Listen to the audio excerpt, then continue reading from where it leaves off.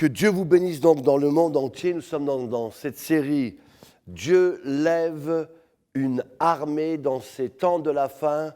Et donc nous allons poursuivre avec ce thème et on a compris que Dieu est la tête de l'Église, que c'est lui qui a ordonné l'Église, c'est lui qui a établi l'Église, c'est lui, n'est-ce pas, qui a donné les instructions, comme il a donné à Moïse, comme il a donné à David, à Salomon, à Noé.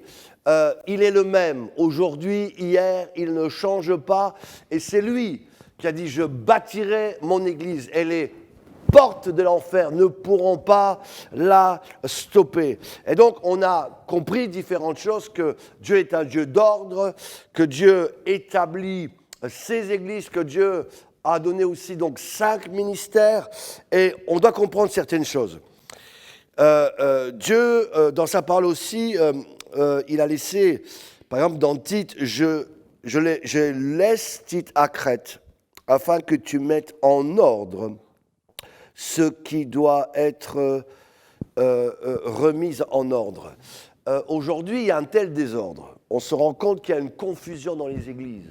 On se rend compte qu'il y a un désordre sans précédent. Et alors que l'année 2016 commence, j'aimerais vous dire que Dieu lève une armée et qu'il va mettre de l'ordre dans son Église. Il va renverser ce qui doit être renversé pour que ce qu'il a décidé s'accomplisse. On comprend que dans les structures, les fonctionnements de l'Église, il y a ce qu'on appelle tout d'abord l'Église universelle, Matthieu 16, 18, l'Église locale, Matthieu 18, 15. Il y a une pluralité de l'Église locale, 1 Thessaloniciens 2, 14, une unité de l'Église universelle, 1 Corinthiens 10, 32. Mais on a assisté à toutes sortes de choses. On a assisté à, par exemple, des églises collégiales. Tellement collégiales qu'il n'y a plus personne qui prenne des décisions, il n'y a plus rien qui avance, et en fin de compte, c'est la catastrophe. Après, on a assisté à le contraire, ce qu'on appelle des églises pyramidales, où il y a un chef et il n'y a plus rien d'autre, il n'y a plus de discussion, ça devient de la dictature. Oui, on veut bien cela, mais c'est aussi la catastrophe. Et donc Dieu veut restaurer son ordre et revenir au départ. Dieu établissait des anciens. On comprend qu'il y avait une collagésie entre les anciens. Mais même si on était tous au même niveau, il y a des onctions différentes.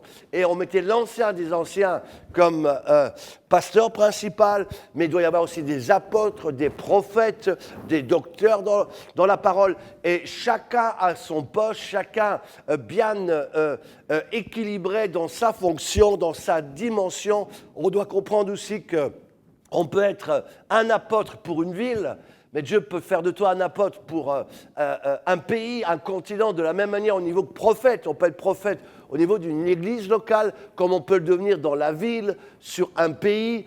Et on doit chacun, dans l'étendue du ministère que Dieu nous a donné, fonctionner. Dieu va rééquilibrer tout cela. C'est Dieu qui va remettre en mouvement son armée. Et dans son armée que Dieu est en train de faire, dans cette armée qui se lève, chacun, naturellement, va comprendre sa tâche, sa fonction, en respectant son prochain, en respectant son frère, sa sœur. Parce que dans cette armée que Dieu lève, il y a quelque chose de magnifique, d'extraordinaire. D'abord, j'aimerais aussi vous dire ceci, c'est que l'Église, c'est nous. L'Église, c'est toi. C'est pour cela qu'il est dit dans la parole que nous sommes le temple du Saint-Esprit. Après les différents temples qu'on a parlé ce matin, le temple de Salomon, le tabernacle de Moïse, eh bien, j'aimerais vous rappeler que nous sommes le temple. Et nous sommes l'Église. Jésus dit aussi que là où 2 ou 3 sont assemblés en mon nom, eh bien, je suis au milieu de vous.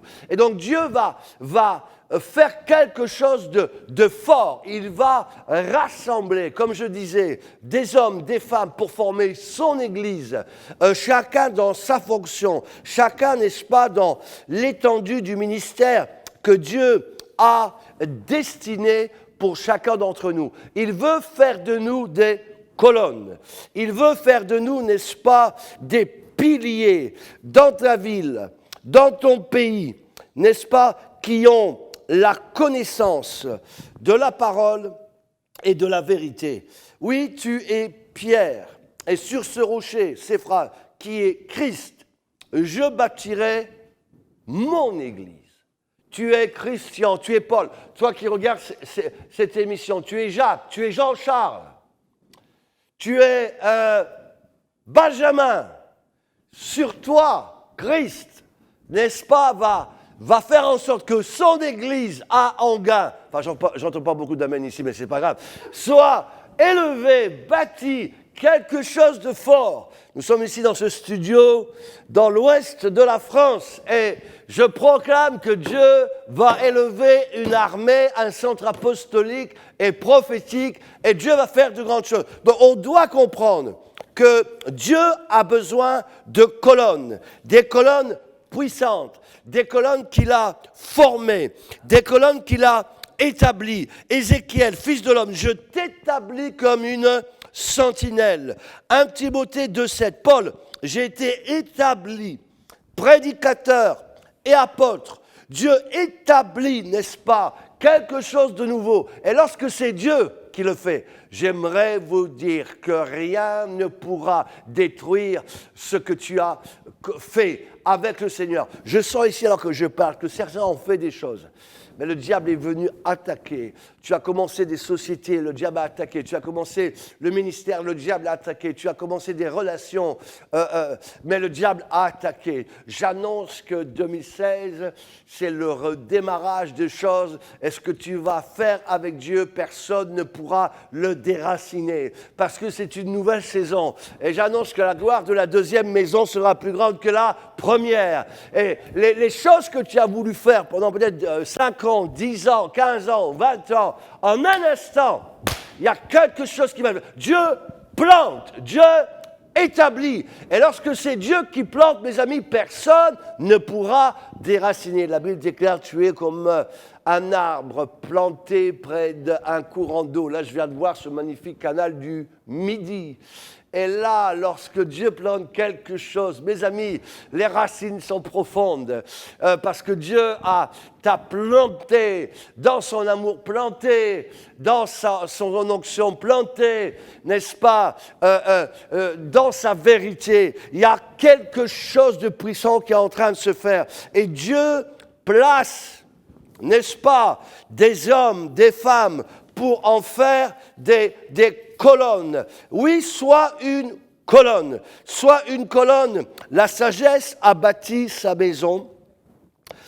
Proverbe 9, elle a taillé ses 7 colonnes. 9, 1, 6. Et donc, j'aimerais vous dire que Jacques 3, 17, un esprit aussi de sagesse, la pureté, paisible, modérée, elle est... miséricorde, sans hypocrisie, sans partialité, l'esprit de sagesse qui repose sur le Messie. Ésaïe 11.2. Mes amis, il y a sur ces colonnes, différentes colonnes que Dieu donne, les 7 esprits de l'Éternel. Esprit 11.2. Dieu te place comme une colonne. Son esprit va reposer sur toi. J'aime lire ceci, un esprit de sagesse, d'intelligence, de conseil, de force, de crainte de l'Éternel, de justice et de vérité. Ah, que c'est beau d'entendre cela. Et Dieu, n'est-ce pas, est en train de rassembler des colonnes dans son armée, des colonnes dans les villes, des colonnes aux portes des villes, des colonnes qui ont été éprouvées par le feu, éprouvées par le temps, parce que tu es son Église. Dieu a dit, je bâtirai mon Église, c'est son Église. Et Dieu place maintenant ses colonnes. Et cette colonne, c'est toi. C'est vous qui regardez cette émission dans le monde entier. Dieu prend cette colonne pour la placer où il veut, dans la ville qu'il veut, dans l'endroit qu'il veut, à un poste déterminé qui est préparé pour pour toi. La vérité, elle est celle-là. Gwen Cho disait que la terre nous attend. La terre attend la manifestation des enfants de l'Éternel. Et lorsque tu arrives, mes amis, lorsque cette colonne est placée à l'endroit qu'il faut, mais l'atmosphère change, la terre change, les oiseaux chantent, n'est-ce pas? Toute la création arrive. Lorsque Dieu m'a dit, démarre à Jésus-Sec Overez, l'église là-bas, parce que je vais faire quelque chose de nouveau. Alors qu'il n'y avait aucune église sur 25 kilomètres. J'ai décidé par la foi de prendre cette maison que vous avez vue, à Jésus-Sec. On appelle cela le coin des milliardaires. Les gens ont peur d'aller là-bas. Mais là, j'ai planté quelque chose. Et des gens ont eu cette révélation, des visions. Voilà, le bishop Claudio, mon serviteur, est arrivé à Overez. Le ciel est rempli de joie. Les anges sont dans la joie. Lorsque Dieu place une colonne quelque part, lorsque Dieu place une colonne dans une ville, dans un village, mes amis, les choses changent. Les choses vont changer. Parce que Dieu est en train de faire quelque chose de nouveau. Il place, n'est-ce pas, des colonnes. Dans les églises de l'Apocalypse, on se souvient ces magnifiques lettres. D'ailleurs, je conseillais à tout le monde de visiter les 7 villes, n'est-ce pas, de l'Apocalypse, qui se trouvent, contrairement à ce que beaucoup pensent, en Asie mineure. Aujourd'hui, la Turquie. J'ai visité les 7 villes il y a 2 ans. J'ai filmé cela. J'ai donné un message dans chaque ville. On se rend compte, les colonnes de ces temples qui restent encore, que Paul, lorsqu'il prêchait, n'est-ce pas, à l'Acrépole, lorsqu'il a fait tous ces miracles, on revoit cela en Asie mineure. Et une des choses que Dieu disait à celui qui vaincra, Apocalypse 3.12, je ferai de lui une colonne dans le temple de mon Dieu. Et oui, Dieu veut que tu sois une colonne à celui qui vaincra, n'est-ce pas? Alors que tout s'écroule, alors que tout est en train de s'écrouler, alors que le diable a mis, mes amis, la zizanie partout. Lui a décidé de mettre la pagaille. C'est comme cela qu'on a assisté ces 2-3 dernières années à des confusions dans les églises, à des désastres dans les églises. Parce que les gens ne faisaient pas ce que Dieu voulait. Et j'aimerais aussi vous dire que si Dieu a ces colonnes, le diable aussi a envoyé des colonnes, des fausses colonnes, dans certaines églises, dans certains ministères, pour mettre la pagaille de la même manière. On se rappelle que durant la guerre mondiale, on parle de colonnes du passé. En 1936, lors de l'attaque sur Madrid, on sait très bien que c'est la 5e colonne, dite la 5e colonne, qui favorisa le succès de leur attaque.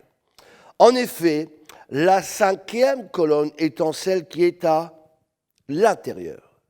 De la même manière, on s'est rendu compte que le cheval de Troie était déjà prophétiquement comme une 5e colonne. On la met dans la ville pour ravager par la suite la ville. Et le diable, de la même manière qu'il sait que Dieu a des colonnes de l'Éternel, a mis sa pagaille en envoyant ces colonnes s'infiltrer dans les églises pour après pouvoir les détruire. Des esprits de Jézabel, des esprits d'Arcan, d'Astarté, de Nicolaïte, que les gens n'ont pas vu arriver. Et ces colonnes démoniaques, je vous annonce, ont ravagé l'Église. C'est comme Satan qui s'installe même dans certaines églises. C'est pour cela que là où tu dis qu'il y a la présence, le trône de Satan est là. Et donc attention, mes amis, à ces gens qui s'infiltrent, mais je vous annonce que Dieu place tout à nouveau ces vraies colonnes. Et ces vraies colonnes vont mettre dehors tout ce que le diable a mis, n'est-ce pas, dans ta vie, dans ton ministère, dans ton église, dans ton pays. Oui, c'est par la sagesse qu'une maison s'élève, par l'intelligence et la connaissance qu'elle s'affermit. Proverbe 24, 3, Psaume 27. Si l'Éternel ne bâtit la maison, celui qui la bâtit travaille en vain. Ça aussi, c'est un texte qu'il faudrait souvent relire. Si l'Éternel ne bâtit la maison, ceux qui la bâtissent travaillent en vain. Laisse Dieu, en 2016, bâtir ta vie, bâtir ta maison, bâtir tes affaires, bâtir ton église, bâtir ton ministère. Et alors tu es cet arbre que Dieu va planter de manière incroyable. Il plante des colonnes. Tu es une colonne de feu, une colonne de lumière. De la même manière que dans le tabernacle de Moïse, la Bible déclare que lorsque la colonne était là, ils avançaient. Lorsqu'elle revenait, la colonne de feu, la nuit, ils s'arrêtaient. Et Dieu va mettre des colonnes de feu pour diriger, n'est-ce pas, ces vraies colonnes. Tu vas voir la lumière de Dieu. Et tu vas avancer, tu vas voir la colonne de feu et tu comprendras que Dieu est là. Parce que Dieu revient pour manifester sa gloire avec force et puissance. Et tu comprendras que dans les derniers temps, Dieu lève une armée incroyable. Il est en train de mettre tout en place, une colonne à droite, à gauche. Et j'aimerais vous dire ceci. Dans le temple de Salomon, on sait que les colonnes étaient placées à des endroits spécifiques pour que l'édifice soit bâti et construit pour que la gloire de Dieu soit manifestée. La colonne, il y avait la colonne de Boaz à gauche et l'autre à droite. Chaque colonne avait un nom. Chaque colonne avait un endroit. J'aimerais vous dire ceci prophétiquement. Dieu va placer tout à nouveau ces personnes au bon endroit. Il y a des colonnes qui sont faites, qui sont prêtes, mais elles ne sont pas au bon endroit. Il y en a qui sont au bon endroit, mais ils n'ont pas encore été formés pour être une colonne. Dieu est en train de, comme un punch, de tout rassembler, de tout travailler. Il y a quelque chose qui se passe. Et ici, dans cette région aussi, je vois que Dieu est en train de rassembler quelque chose de bon pour que sa gloire soit manifestée de manière incroyable. Oui, je cherche des colonnes. Qui enverrai-je?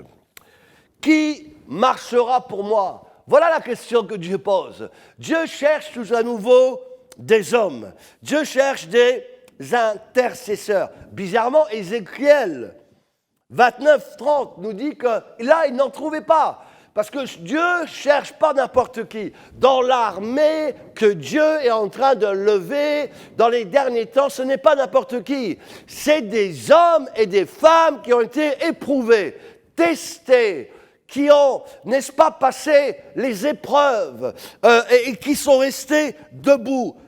Oui, Dieu dit, je cherche un homme, une femme qui élève un mur de prière.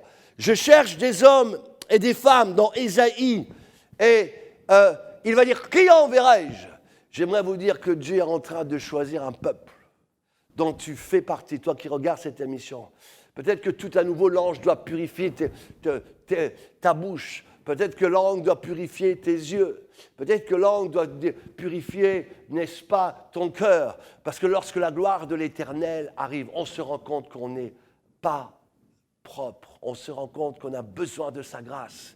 Mais alors que Dieu rassemble son armée dans les derniers temps, Dieu dit, je cherche des hommes et des femmes, je cherche, n'est-ce pas, des colonnes, je cherche des gens qui vont obéir à ma voix, je cherche des gens, n'est-ce pas, qui vont obéir à la voix du Saint-Esprit sans condition, sans restriction, des gens qui n'ont pas fléchi les genoux devant Baal.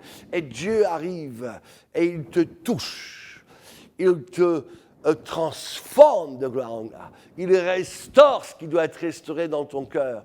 Il restaure ta vie complètement. Mes amis, il y a quelque chose de fort qui se fait, comme dans cette caverne d'Abdullah, où la Bible déclare que tous ceux qui étaient attristés sont venus pour rejoindre David dans cette caverne. Mais là, mes amis, dans la caverne, Dieu a transformé ces gens, les a restaurés, les a touchés, guéris dans leur cœur.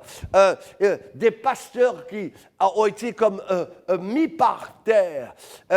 Et ils ont été là dans cette caverne d'Abdullah. Mais Dieu, dans cette caverne d'Abdullah, a transformé ces personnes pour qu'ils deviennent des colonnes. Et la Bible déclare que tous ces gens qui étaient avec David dans la caverne d'Abdullah sont devenus les vaillants guerriers de David. Je déclare, je prophétise. Vous qui regardez cette émission dans le monde entier, c'est le temps de sortir de ta caverne d'Abdullah. C'est le temps, n'est-ce pas, de laisser Dieu, de faire de toi l'instrument de gloire qu'il va faire. Oui, sors de ta caverne. C'est le temps que tu deviennes une colonne de Dieu, un instrument de Dieu. Oui, Dieu va dire, voici Paul, un instrument que j'ai déterminé, choisi pour qu'il soit une lumière pour les nations. Voici Joseph, un instrument que j'ai décidé. Voici Saul de Tarse, voici Daniel. Voilà David, un homme selon mon cœur, qui accomplira tout ce que j'ai destiné. Oui, Dieu cherche ces personnes. Il est en train de, tel quelqu'un qui regarde toute la terre pour prendre son peuple, pour le rassembler. J'établis des sentinelles. J'ai établi Paul comme prédicateur et apôtre. 1 Timothée 2,7. C'est lui que je oins pour cette tâche. Et il l'a établi. J'annonce aussi que des gens ont été appelés, d'autres ont été consacrés, mais peu ont été encore établis. L'année 2016 va marquer un moment de transition où Dieu va établir des ministères, des pasteurs, des onctions, à des endroits stratégiques. Oui, tu as été consacré, mais tu n'as pas encore été établi. Oui, tu as été appelé, toi qui regardes cette émission, mais tu n'as pas encore été établi. Et j'annonce que l'année 2016 marque un temps nouveau de réformation où Dieu veut t'établir de manière définitive dans ton identité, dans ton appel. On se souvient que David, avant qu'il règne sur tout Juda et tout Israël, beaucoup de gens ont oublié cela. C'est que David a eu 3 onctions. Une onction privée, une onction sur Juda, et enfin, troisièmement, une onction sur tout Juda et sur tout Israël. Et c'est à ce moment-là que la Bible déclare que David fut établi dans sa maison, dans son royaume, et que là, il a commencé à prospérer. Tu ne peux pas prospérer pleinement si tu n'as pas été établi. Prophétiquement, mes amis, je vois cela dans l'esprit. L'année 2016 est une année où Dieu va établir ton identité, ta fonction, ton appel, pour que tu deviennes véritablement cette colonne qui connaît l'endroit où elle doit être plantée, qui connaît ce qu'elle est, qui connaît son nom, qui connaît son identité. On n'a pas à dire, oui, je suis pasteur, apôtre, ceci, je suis quelqu'un qui doit visiter les veuves, les orphelins, aller dans les prisons, évangéliser dans la rue. Non, ou être homme d'affaires, ou être politicien. Tu sais à quoi Dieu t'a appelé. Tu sais qui tu es en Christ. Tu sais dans quelles onctions Dieu t'avait. Donc Dieu veut Durant cette année 2016, mes amis, Dieu lève une armée. Il cherche des hommes et des femmes. Il a dit, je bâtirai mon église. Il a dit, vous êtes le temple du Saint-Esprit. C'est vous l'église. Et Dieu est en train de restaurer cela, mettre cela en ordre, en place. Dieu te dit, je veux t'établir dans le ministère. Je veux mettre ma main sur toi pour que tu sois comme Joseph. La Bible déclare qu'on a éprouvé Joseph. On a voulu le tuer. On a voulu l'expulser. On a fait semblant de croire qu'il était mort. On l'a jeté dans un puits. Puis après, on l'a jeté dans une prison. Mais la Bible déclare que c'est le Dieu de Joseph. Il l'a, n'est-ce pas, il est comme un rejeton.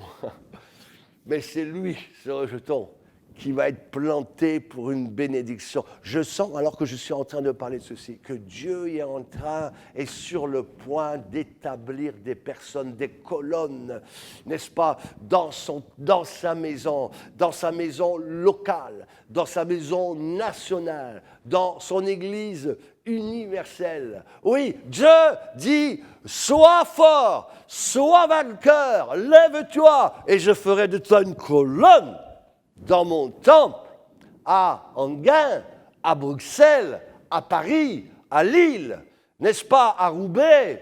Je ferai de toi, à Denain, une colonne, n'est-ce pas, au Verret-Jésus-Sec, en Martinique, n'est-ce pas, à Bangui, à Kinshasa, à Abidjan, dans les îles, je ferai de toi une colonne là où tu te trouves, à Yaoundé, parce que j'annonce que Dieu, dans ces derniers temps, va élever, n'est-ce pas, des hommes, des femmes qui vont bâtir pour Dieu, qui vont faire des choses incroyables, qui vont renverser les forteresses, qui vont renverser les Goliaths, qui vont renverser les colonnes, comme Samson. C'est le temps aussi où Dieu restaure des hommes d'onction, comme du temps d'Élie, où par un mot, le soleil s'est arrêté, la lune s'est arrêtée, comme Moïse qui, avec le bâton, a ouvert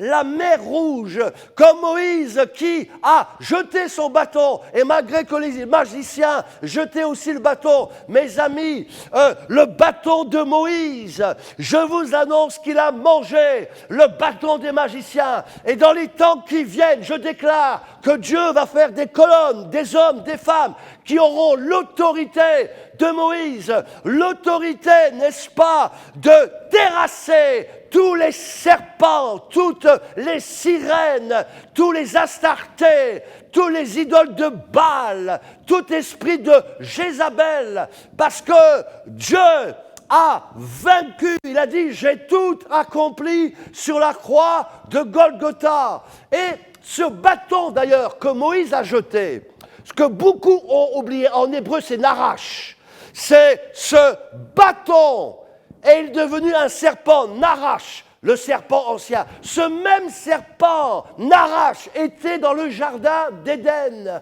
parce qu'on l'a oublié aussi, ce serpent n'était pas un serpent. Il avait deux grosses pattes qui marchaient avec des pattes comme un monstre. C'est pour cela que lorsqu'il a induit Adam et Ève en erreur, Dieu lui a dit, à cause de cela, tu vas maintenant ramper sur la terre. Donc Dieu lui a coupé les pattes. Et je vous annonce, vous qui regardez cette émission, que tous les sorciers, Dieu va leur couper les pattes.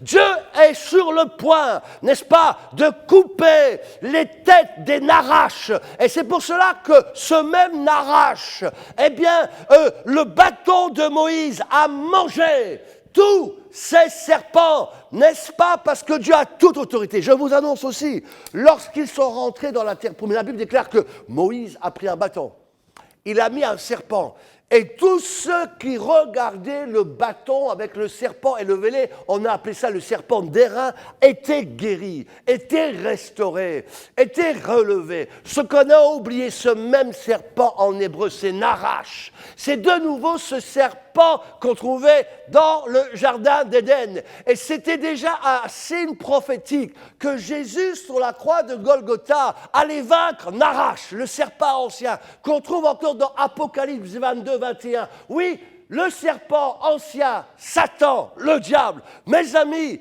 Dieu lève une armée qui va attraper, couper les têtes, asphyxier tous ces serpents, quels qu'ils soient, n'est-ce pas, Bangui. Alors que j'étais en train de prêcher, mes amis, j'ai dit, je coupe la tête de ce serpent. Et bizarrement, le lendemain dans les journaux, en dessous de l'église céleste, soi-disant une église, non, c'est une église de vaudou, eh bien, de ce fameux président qui n'était pas un bon président, le serpent est sorti et a été terrassé mort.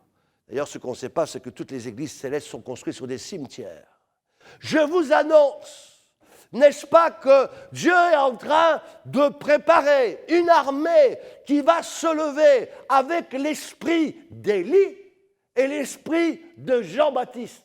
L'armée que Dieu est en train de faire dans les derniers temps, mes amis, c'est une armée puissante qui n'aura pas peur d'aller devant les Sarkozy, leur dire la vérité, d'aller devant les Obama à la Maison-Blanche pour dire « ainsi parle l'Éternel », d'aller, n'est-ce pas, à l'Union européenne et dire « ainsi parle l'Éternel ». Dieu est en train de faire quelque chose de nouveau. Il rassemble une armée, il établit des colonnes qui, comme Samson, malgré des erreurs qu'il a faites, Samson, au dernier moment, il s'est réveillé, il a dit « Non, Dieu, donne-moi encore la force. » Ses cheveux ont repoussé. J'annonce que 2016 est l'année où tes cheveux vont repousser.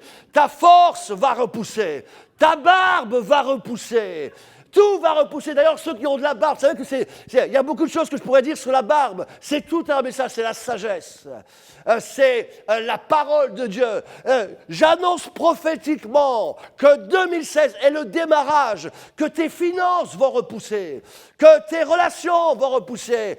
Tout va repousser. Quelque chose, mes amis, même si on essaie de te casser, de te brûler, comme j'aime à le dire, Esther, ce qu'on a oublié de dire, c'est que Hadassah, en hébreu, était une plante qui avait la particularité que, quel que soit qu'on coupait cette plante, qu'on la brûlait, cette plante repoussait toujours. Et donc Hadassah, qu'on a appelée Esther, même si on a voulu l'abandonner, elle était orpheline, Dieu, même s'il a eu des moments difficiles, la Bible déclare qu'elle l'a restaurée. 6 mois avec des parfums, 6 mois avec des aromates, pour qu'elle devienne la reine. Et je prophétise, je déclare qu'au milieu de nous, vous qui regardez cette émission, Dieu prépare des Esther qui vont remplacer les Mardochés. Les Mardochés, c'est ces gens qui sont orgueilleux, l'Église orgueilleuse, les pasteurs orgueilleux, qui sont devenus tellement orgueilleux de leur pouvoir que Dieu, en un instant, va les destituer. Et Dieu va mettre des Esther, n'est-ce pas, à leur place, des Mardochés qui vont régner, dominer, parce que tu es appelé tout à nouveau à prendre position dans ces derniers temps. Tu n'es pas appelé à être sous la table, mais tu es appelé à être sur la table. Tu n'es pas appelé à être la queue, mais tu es appelé à être la tête. Tu n'es pas appelé à être opprimé tout le temps, toute ta vie, comme ce peuple sous Pharaon qui était opprimé dans l'esclavage. Mais Dieu a dit, va, Moïse, va dire à Pharaon, laisse aller mon peuple afin qu'il me serve. Je prophétise, je déclare que Dieu lève une armée et que tous les pharaons vont être arrêtés. Tous ceux qui t'opprimaient vont être stoppés. Tous ceux qui en voulaient à ta vie vont être arrêtés. Tous ceux qui voulaient te faire du mal, Dieu va les arrêter. Et plus ils vont s'endurcir comme Pharaon. Je rappelle que Pharaon en hébreu, c'est la bouche qui dit le mal. Je rappelle que l'Égypte en hébreu, c'est pays de restriction, pays des limites. On a voulu nous limiter. On a voulu nous enfermer dans des boîtes de conserve pour que nos rêves n'existent plus, pour qu'on ne croie plus en Dieu, que tout est fini. On a voulu nous stopper, on a voulu nous faire mal avec des faux témoignages, des paroles qui ne parlaient que de mal. Tu n'y arriveras pas, tu es foutu, tu es cassé. Mais je vous annonce que Dieu vient libérer son peuple pour qu'en 2016, il commence à rentrer dans la terre promise et à accomplir les choses que Dieu a destinées pour leur vie. Il y a quelque chose de nouveau qui est en train de se passer. Il y a quelque chose de fort qui est en train de se passer. Et Samson, non, mes amis, a dit non, mes cheveux ont repoussé. L'ennemi n'aura pas le dernier mot sur moi. Je veux encore adorer mon Seigneur en esprit, en vérité. Je veux encore te servir. Et Dieu souffle sur son peuple un souffle d'espoir, un souffle nouveau. Quelque chose est en train de se passer. La Bible dit que Samson a repris ses forces. Alléluia. Je sens que tu vas reprendre tes forces, que tu reprends courage, parce que Dieu, dans les derniers temps, est en train d'élever une armée qui n'a peur de rien du tout. La Bible déclare que Samson, on lui a demandé de l'amener là, entre ces deux colonnes démoniaques. Sache que Dieu aussi, de la même manière, va t'amener dans des endroits stratégiques où en un jour, en un instant, tu vas détrôner tous les trônes de Satan. En une seconde, tu vas terrasser tout ce que le diable a fait. La Bible déclare que Samson a posé ses deux mains. Et mes amis, je sens là qu'il y a quelque chose qui est en train de se passer. Les murs de Jéricho vont tomber. La mer Rouge va s'ouvrir. N'est-ce pas? Tout ce qui venait contre ta vie va être terrassé. La Bible déclare que Samson a dit Seigneur encore une fois. Et ces deux colonnes, il les a poussées. Et tout a été complètement anéanti. Samson, en un instant, a eu de grandes victoires. J'annonce qu'il va y avoir une accélération des bénédictions, que tes ennemis vont être terrassés, que tout ce qui te bloquait va être terrassé, que tout ce qui t'empêchait de voir la gloire de Dieu va être terrassé, parce que Dieu suscite une armée. Comme je le disais, ce sont des hommes et des femmes, c'est l'Église. Je cherche des hommes et des femmes. Nous sommes le temple du Saint-Esprit. Nous sommes appelés à devenir, comme je le disais, des colonnes placées dans la maison de l'Éternel. Et Dieu, donc, dans ces derniers temps, lève une armée, qui sont des hommes, des femmes qui deviennent des colonnes, qui sont positionnés à des endroits stratégiques pour être les vraies colonnes de Dieu, qui vont renverser les fausses colonnes pour après alors bâtir la vraie maison de l'Éternel dans des villes, dans des capitales, dans des pays, dans des continents. Vous qui regardez cette émission, je sens que l'onction de Dieu te touche là où tu te trouves. Je prophétise, lève-toi, sois éclairé et que ta lumière arrive. Je prophétise, n'est-ce pas? Là, Dieu t'appelle à bouger de ville, d'aller dans tel endroit, tel quartier, tel village, tel pays. Je prophétise que le Seigneur va t'utiliser. Lève-toi, mon fils, ma fille, et deviens un bâtisseur pour l'Éternel, deviens un oint, n'est-ce pas? Deviens quelqu'un que Dieu va établir. Tu n'es pas seulement appelé, tu n'es pas seulement consacré. Dieu t'établit à partir de 2016. Que Dieu vous bénisse. De ce studio de télévision, dans l'ouest de la France, que Dieu vous donne au-delà même, que Dieu vous rencontre, que Dieu vous touche. S'il y a quelqu'un qui n'a pas encore accepté le Seigneur, repens-toi, accepte Jésus. Si quelqu'un est malade, à l'instant même, sois guéri au nom de Jésus. Quel que soit, si tu as des tensions démoniaques, je brise cela au nom de Jésus de Nazareth. Je prophétise, je proclame que toi et ta maison, vous servirez l'Éternel. Dieu lève une armée dans ces temps de la fin. Soyez bénis. Le bishop Claudio vous salue. Shalom.